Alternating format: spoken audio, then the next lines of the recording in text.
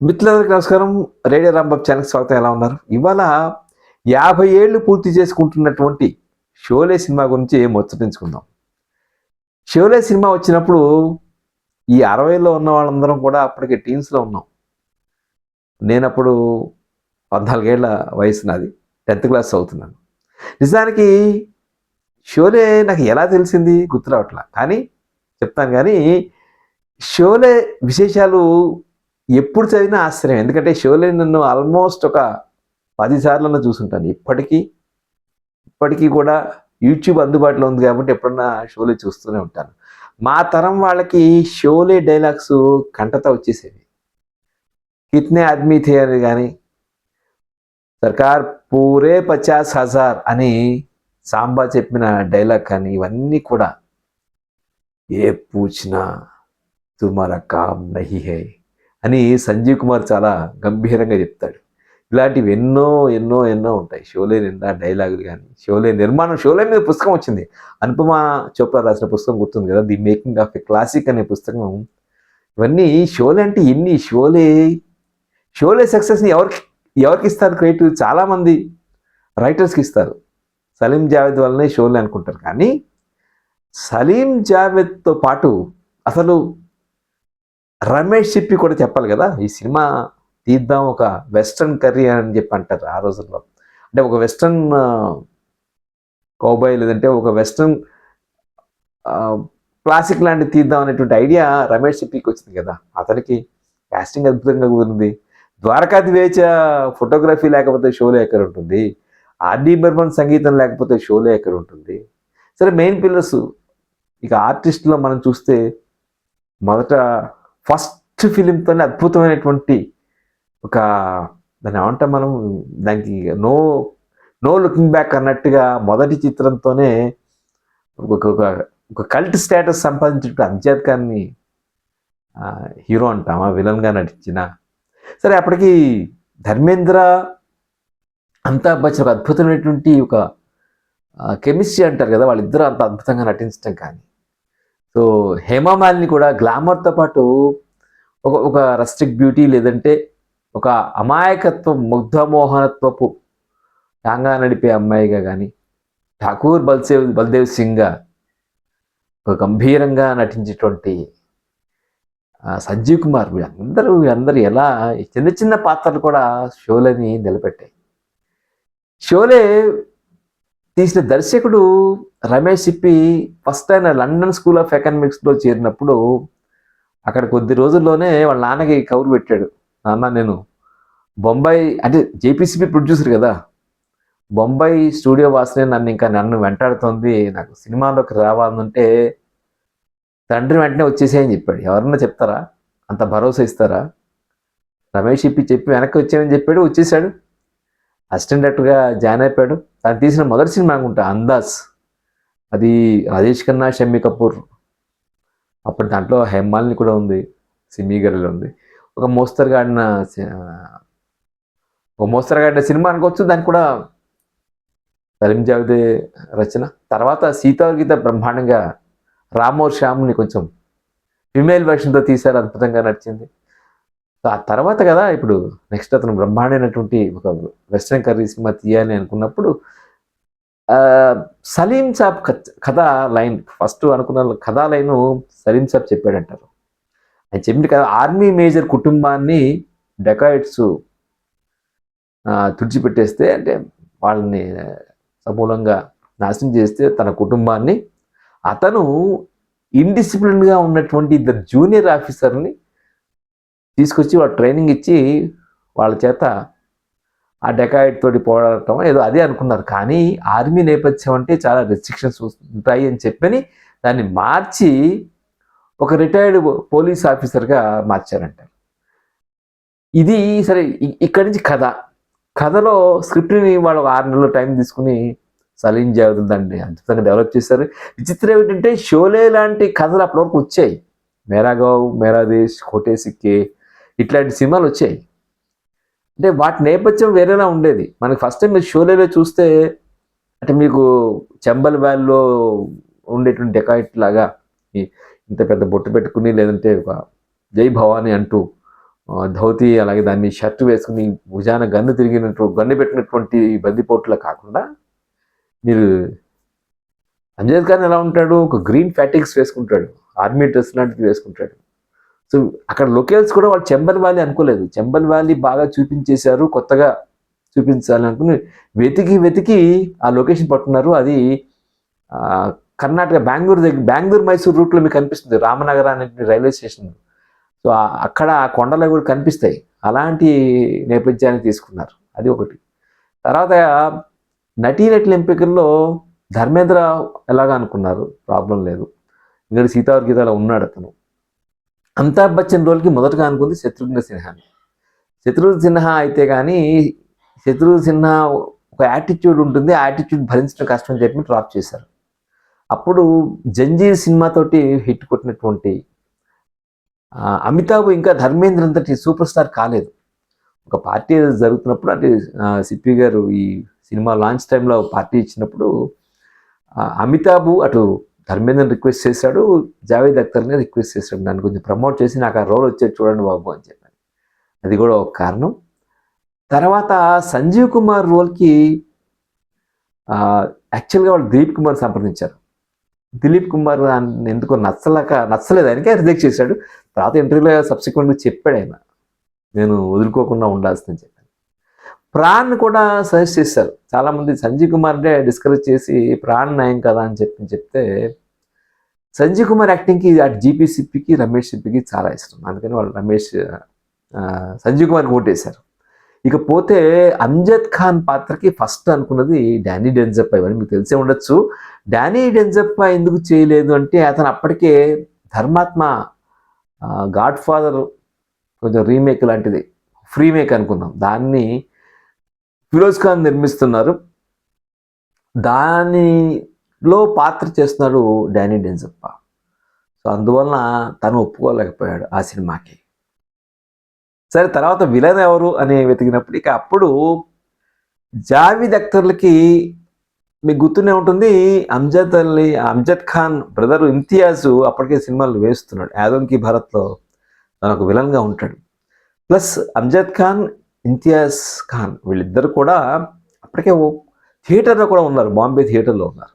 Plus వాళ్ళ father Jayant అంత actor, జీపీసీపీకి తెలుసు ఆయన. సో కొంచెం ఐ థింక్ సలీం సాబ్ చెప్పారు, అమ్జద్ ఖాన్ అయితే బాగుంటాడు గబ్బర్ సింగ్ రోల్ కంటే, దానికి ఆడిషన్ నిర్వహిస్తే రమేష్ సిప్పి వండర్ అయిపోయాడు. రమేష్ సిప్పికి ఒక వైల్డ్ వెస్ట్ మూవీలో ఒక క్యారెక్టర్ లాగా ఈ గబ్బర్ సింగ్ పాత్ర ఉండాలని కోరుకున్నాడు. సో ఇంచుమించుగా వాళ్ళు ఆ రకమైనటువంటి, మీరు గమనిస్తే గబ్బర్ సింగ్ డైలాగ్స్ అన్నీ కూడా మన అంతకుముందు ఒక అవధి లేదంటే ఇంక ఏదో 2-3 డైలాగ్స్ కలిసి మాట్లాడినట్టుగా ఉంటుంది, కానీ ఓ టిపికల్ హిందీ మాత్రం కాదు. మిగిలిన వాళ్ళ క్యారెక్టర్ మాట్లాడినట్టుగా గబ్బర్ సింగ్ మాట్లాడు, జో డర్ గయా సమझो మర్ గయా అంటాడు. అలాగే అరే ఓ సాంబా కిత్నే ఆద్మీ థే, ఇట్లా ఇవన్నీ ఉంటాయి కదా, ఇవన్నీ అద్భుతమైనటువంటి వీటికి అలా అమ్జద్ ఖాన్ పిక్చర్లోకి వచ్చాడు. సో ఇలా ఆల్మోస్ట్ హేమాల్ని ఇట్లా చిన్న వాటి షోలో ప్రత్యేకత మీరు గమనిస్తే మక్మోహన్ అంటే సాంబా క్యారెక్టర్ వేసినటువంటి మక్మోహన్కి పూరే 50,000 అనేటువంటి మాట తప్పితే ఇంకేం ఉండదు, మొదటి నుంచి తప్పిస్తే పైన కొండ మీద ఎక్కడ ఉంటాడు. కానీ అతన్ని ఆ ఒక్క డైలాగే అతన్ని ఎంతో ఫేమస్ చేసింది. కాళియా అనే ఒక క్యారెక్టర్ ఉంది చూసారా, అది కాళియా క్యారెక్టర్ కూడా అతన్ని కూడా చూడండి, తేరా క్యా హోగా కాలియా అనగానే సర్కార్ మా ఆప్కా నమ్మక్ ఖాయా అంటే ఆ గోలీ ఖా అని చెప్పి అమ్జద్ ఖాన్ చెప్తాడు. ఒకటే డైలాగ్ అతనికి, బట్ వాళ్ళ మీద మీమ్స్ వచ్చాయి ఆ రోజుల్లోనే, అమూల్ ప్రోడక్ట్స్లో జోక్స్ వచ్చాయి, ఎన్ని యాడ్స్ చేశారు వీళ్ళిద్దరు కూడా. అలాగే మన సంజీవ్ కుమార్ పక్కన ఉంటాడు కదా, తను కూడా కాశీరామ్ ఒక చిన్న విలేజ్ పాత్ర ఉంటుంది కాశీరామ్ అని, అలా ప్రతి పాత్రని ఎస్టాబ్లిష్ చేశారు, ప్రతి క్యారెక్టర్ డెప్త్గా చూపిస్తారు. ఫర్ ఎగ్జాంపుల్ ఇది నిజంగా ఠాకూర్ బల్దేవ్, ఎవరు షోలే హీరో ఎవరని చాలామంది అడిగితే ఇది ఠాకూర్ బల్దేవ్ సింగ్ స్టోరీ. అతను తీసుకున్న రివెంజ్ కదా. మిగిలిన పాత్ర అతనికి ఒక డెకాయిడ్కి మధ్యన జరిగిన యుద్ధం. ఈ సినిమాలో చిన్న చిన్న బిట్స్లా మనకు కొన్ని కనిపిస్తాయి. ఫర్ ఎగ్జాంపుల్ ఆస్రాని ఆ జైల్ ఇన్సిడెంట్ చూడండి ఎంత బాగుంటుందో. మీరు ఆస్రాన్ని గమనిస్తే జైలర్గా కొంచెం హిట్లర్ మోడ్యులేషన్ అవి కనిపిస్తాయి మీకు. బహుశా ఎక్కడో పుస్తకం చదివట్టు ఆయన. అదొకటి హమ్ అంగ్రేజ్కే జమానాకే జైలర్ హై అని చెప్తాడు. అలాంటి డైలాగ్ కానీ జైల్ మే సురంగ్ అని చెప్పి దీర్ఘం తీస్తూ మాట్లాడతాడు. అహా అహహా అని చెప్పి ఒక గమ్మతైన నవ్వు మేనరిజం మనకి అస్రానిలో కనిపిస్తుంది. అది అందరు చిన్న చిన్న అతని సీన్ 2 సీన్లు అద్భుతంగా మాట్లాడతాడు. తర్వాత ధర్మేంద్ర జైలు బయటకు వచ్చి బలి అడుగుతాడు. సంతీ సాబ్ ఇక బీడీ పిలాయంగే అంటాడు. అంటే చిన్న పాత్రని అంటే అంత డీటెయిలింగ్గా ఎస్టాబ్లిష్ చేస్తాడు రమేష్ సిప్పి. ఇది ఆసాని ఎపిసోడ్ అయితే. ఇంకో చోట మనం చూస్తే ఈ సుర్మా భూపాలి క్యారెక్టర్ జగదీప్ చేస్తాడు. అతను సరే వీళ్ళని పట్టించడం ఆ ఎపిసోడ్ ఎంత బాగుంటుందో. హంబి సుర్మా భూపాలి నహి హే అని చెప్పి గమ్మత్తు రకమైన దీర్ఘం తీస్తూ భోపాలి యాక్సెంట్లో మాట్లాడతాడు. ఫిర్ క్యా హువా అని చెప్పి పక్కన ధర్మేంద్ర ఇంకో పక్కన అంతా పడుతుంటే ఫిర్ క్యా హోగా భయ్ ఐసా లపట్కే మారే అని చెప్పి చెప్తుంటాడు. దిదరాల్ ఇవన్నీ ఐకానిక్గా అలా నిలిచిపోయాయి. అలాగే జయబాద్రి చాలా సీరియస్గా ఉంటుంది పాపం. అంటే అంత గొప్ప యాక్టర్స్ కూడా. అలాంటి జయబాద్రికి ఒక లైవ్లీగా ఒక 15 నిమిషాల పాటు హోలీ ఎపిసోడ్ ఉంటుంది. వాళ్ళ తండ్రి ఇఫ్తికర్ ఆయన వెనక ఆ హోలీని ఎలా రంగులు మిక్స్ చేస్తారు. కొంచెం బోరింగ్గా అనిపిస్తుంది ఆ ఎపిసోడ్ వీటన్నిటితో పోలిస్తే. బట్ ఒక లైవ్లీనెస్ ఉంది ఆ క్యారెక్టర్ అని చెప్పడం కోసం ఎస్టాబ్లిష్ చేసినట్టుగా అనిపిస్తుంది. ఆ చిన్న ఊర్లో అందరూ ఉంటారు. అలాగే సంజీవ్ కుమార్ అసిస్టెంట్ ఒకతను ఉంటాడు. I think Satyan Kappu actor. కిసీ చీజ్కో జరూరత్ పుకార్ లేనా అని చెప్పి చాలా సీరియస్గా అంటాడు. కాఫీ బడా మకాన్ హై అంటాడు అమితాబ్ బచ్చన్. కొనుక్కొని రైతే అంటాడు. ఆప్కా చాబీ అని చెప్పి ఇచ్చేస్తాడు. అంటే అచ్చా ఒక క్యారెక్టర్ రియాక్షన్ ఎలా ఉంటుందో మనకి ఇలాంటివి చాలా కనిపిస్తాయి. ఇవన్నీ ఒక ఎత్తు. సరే గుడిలో కన్యా అని చెప్పి కొంత ఫన్ క్రియేట్ చేసే సీన్స్ కొన్ని ఉంటాయి. గుడి వెనక ఉండి దేవుళ్ళ మాట్లాడటం ఒకటి. ఇదే ఒకటి ఎత్తే ఒక డ్రంక్ సీన్ ఉంటుంది, మీకు గుర్తూనే ఉంటుంది. వాటర్ ట్యాంక్ ఎక్కి భాయ్యో అని చెప్పి చెప్తాడు. మౌసి బి తయార్ హై బసంతి బి తయార్ హై అని చెప్పి అంటాడు ధర్మేంద్ర. ఆ సీన్ పెద్ద కొంచెం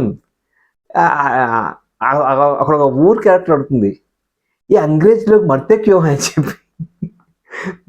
అని చెప్పి ఒక డైలాగ్ ఉంటుంది. ఇలా ప్రతి చోట సినిమా అంత బాగా ఎస్టాబ్లిష్ చేసినట్టుగా నాకు అనిపిస్తుంది. ఇన్ఫ్యాక్ట్ చెప్తే అది జావేద్ అఖ్తర్ తన చిన్నప్పుడు చూసిన దృశ్యాలు, ఎక్కడ చూసిన దృశ్యాలు వాటన్నిటిని ఇంక్లూడ్ చేశారు అని చెప్పి అంటాడు. ఇక సంగీతం నాకు తెలిసి ఈ సినిమాకి చాలా పెద్ద ఎస్టేట్ మ్యూజిక్ అండి. అడిబొమ్మలతో నాకు తెలిసి షోలే లేదు.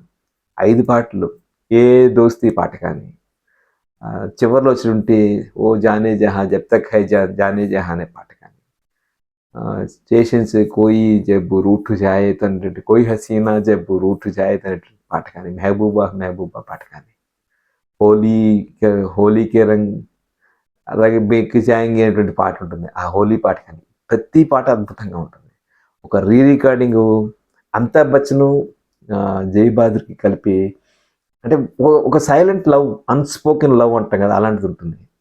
అమ్మాయి ఇట్లా ఆ దీపం ఆర్పేస్తుంటే హార్మోని మౌతార్గన్ ప్లే చేస్తుంటాడు. ఆ సీన్ తీయటానికి ద్వారకా దివాజ పర్ఫెక్షనిస్ట్ 20 రోజులు పట్టింటాడు.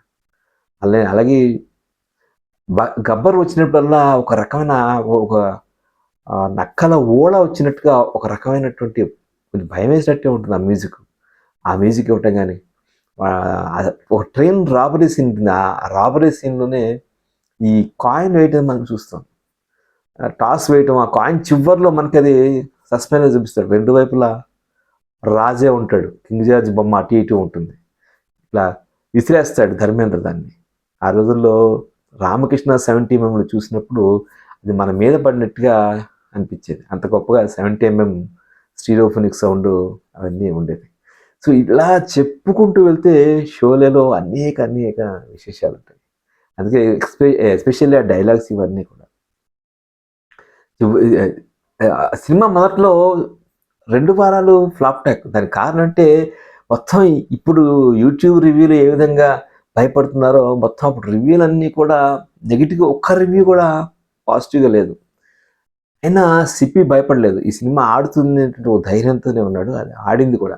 వాడు ఒక స్టేజ్‌లో ఏమనుకున్నట్టంటే ఈ అమితాబ్ బచ్చన్ 'దీవార్‌లో' పోయాడు, 'జంజీర్‌లో' పోయాడు ఇదేమిటని చెప్పని ఈ అమితాబ్ బచ్చన్ ఆ క్లైమాక్స్ రీషూట్ చేద్దామని చెప్పి అనుకున్నారు.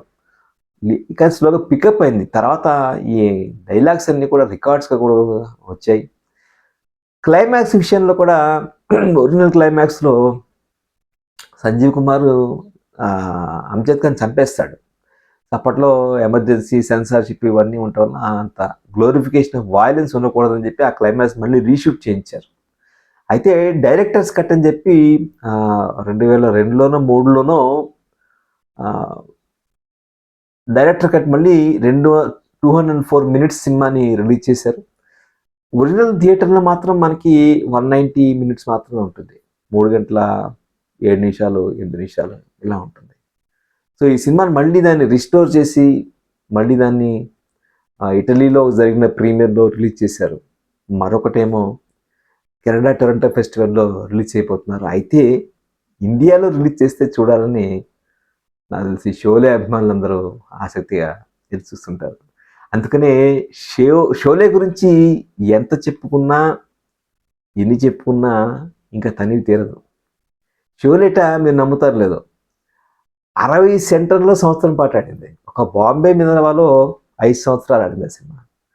100 సెంటర్లో 175 రోజులు ఆడింది. ఈ రికార్డులు. తెలుగులో మరి ఎంత మాత్రం ఆడింది నాకు తెలియదు. కానీ హైదరాబాద్లో మాత్రం నేను కరీంనగర్లో ఉన్నాను వచ్చినప్పుడు. కొంచెం లేట్గా వచ్చింది. కరీంనగర్లో అంత వెంటనే రాలేదు. కరీంనగర్ కనీసం 50 to 60 days. భారత్ థియేటర్ పేరు గుర్తులేదు. నటరాజ్ థియేటర్ అనుకుంటా. కరీంనగర్లో కూడా 50-60 రోజులు నడిచింది. హైదరాబాద్ రామకృష్ణలో నాకు తెలిసి సంవత్సరం పాటు నడిచింది. మరి ఆంధ్ర ప్రాంతంలో ఎలా నడిచింది నాకు ఐడియా లేదు. తెలిసిన వాళ్ళు చెప్పాలి. ఇది షోలే అభిమానించే వాళ్ళందరూ కూడా తప్పకుండా షోలేని మళ్ళీ చూడాల్సిన అవసరం ఉంది. ఒక గొప్ప అంటే ఒక సమిష్టి కృషి ఎలా ఉంటుందని చెప్పడం కోసం. అంటే ఇందులో కూడా వాళ్ళ తాంత్రమ్స్ ఇవన్నీ చాలా ఉన్నాయి. వాళ్ళు రకరకాలవి. ఈ సినిమా తర్వాత ధర్మేంద్ర అందరూ హేమమాలిని పెళ్లి చేసుకున్నారు. సో దానికోసం ధర్మేంద్ర చాలా కష్టాలు పడేవాళ్ళని. ఈ సినిమాలో ధర్మేంద్ర చివరి జబ్ తక్ హై జాన్ జానే జహా పాటలో ధర్మేంద్ర ఇట్లా కట్టేసిన తర్వాత ధర్మేంద్ర కాలుతో తన్ని బుల్లెట్స్ లోపల వేసుకుంటాడు. అది నిజంగా ఎఫెక్ట్ కోసం నిజం బుల్లెట్ పెట్టారు. ధర్మేంద్ర అప్పటికి కొంచెం హీ వాజ్ డ్రంక్. సో ఆ దీంట్లో లోడ్ చేసి పైకి కాలుస్తాడు. అప్పుడు అమితాబ్ బచ్చన్ చాలా అప్సెట్ అయ్యి షూటింగ్ క్యాన్సిల్ చేశాడని చెప్పి అంటారు. సో ఇట్లా కొన్ని ఏమంటారు, కొన్ని పాజిటివ్స్ కొన్ని నెగిటివ్స్ అన్నీ ఉన్నాయి. కానీ బట్ అల్టిమేట్గా ఒక సినిమా నచ్చిన తర్వాత జనం ఎట్లా హత్తుకున్నారనే దానికి షోలో నిలబడుతుంది. మీకు గుర్తుండే ఉంటుంది, తెలుగులో శంకరాభరణం దాదాపుగా మొదటి వారం 10 రోజులు ఎవరు చూడలేదు. అందరూ నెగిటివ్గానే మాట్లాడారు. పెద్ద పట్టించుకోలేదు. ఆ తర్వాత ప్రభంజనంలో ఆ సినిమా హిట్ అయ్యేది. షోలేకి శంకరాభరణకి ఈ పోలిక నాకు కనిపిస్తుంది. ఏ షోలేనైతే 2-3 వారాలు జనాలు పట్టించుకోలేదో ఆ షోలే మళ్ళీ ఒక బ్లాక్ బస్టరు కల్ట్ మూవీ వెళ్ళటం అనేది చాలా ఆశ్చర్యం. ఇప్పటికీ చాలా సినిమాలు మనం కొన్ని చోట్ల బోర్ కొడతాయి. కొన్ని సినిమాలు మళ్ళీ మనం చూసినప్పుడు ఈ సీన్ ఏం బాగుంది అనిపిస్తుంది. బట్ స్టిల్ షోలే నాకు ఇప్పటికీ ఆ డైలాగులు కానీ ఎస్పెషల్లీ కొన్ని ఎపిసోడ్స్ చాలా అద్భుతంగా నాకు అనిపిస్తాయి. ఎస్పెషల్లీ ఆ ట్రైన్ బాంబే టు పూణే రూట్లో ఆ ట్రైన్ రాబరీ సీన్ ఆల్మోస్ట్ ఇవన్నీ కూడా పర్ఫెక్షన్తో తీశారు. 20 రోజులు 30 రోజులు తీశారు. ఈ సినిమాలో ఇంకొక విషయం చెప్పి ముగిస్తాను, పెద్ద వీడియో చేశాను. కానీ ఈ సినిమాలో ఎక్స్ట్రాలు అందరూ చాలా గొప్పగా నటించిన వాళ్ళే. ఫర్ ఎగ్జాంపుల్ మీకు ఒక చోట కొంతమంది డాన్సర్లు ఉంటారు. ఒక డాన్సర్ అమ్మాయి పేరు ఏదో ఉంది, చంటిపిల్లని తీసుకుని వెళ్ళిపోతుంది అనమాట. ఆ హోలీ పాట అవ్వగానే వాళ్ళందరూ వచ్చినప్పుడు అవన్నీ ఎంత న్యాచురల్గా తీస్తారు. కొన్ని యాక్షన్ సీన్స్ అమ్జద్ వీళ్ళు ఫారెన్ స్టంట్ కొరియోగ్రఫీకి పెట్టిన వాళ్ళతో కాక మళ్ళీ బాంబే స్టంట్ మాస్టర్స్ ఆ యాక్షన్ సీక్వెన్సెస్ తీయటం ఇవన్నీ కూడా అద్భుతంగా మనకు అనిపిస్తాయి ఇవన్నీ. సో అలా షోలే 50 ఏళ్ళు పూర్తి చేసుకుంది. షోలే అభిమానులందరూ కూడా మళ్ళీ నేనైతే మళ్ళీ ఇన్ని రిలీజ్లు జరుగుతున్నాయి, ఒక్కసారి ఈ షోలేని ఎందుకు థియేటర్లో రిలీజ్ చేయరని చెప్పి నేను ఎదురు చూస్తున్నాను. ఈ వీడియో మీకు నచ్చితే లైక్ చేయండి, షేర్ చేయండి, రేడియో రాంబాబు ఛానల్ సబ్స్క్రైబ్ చేయండి. నమస్కారం.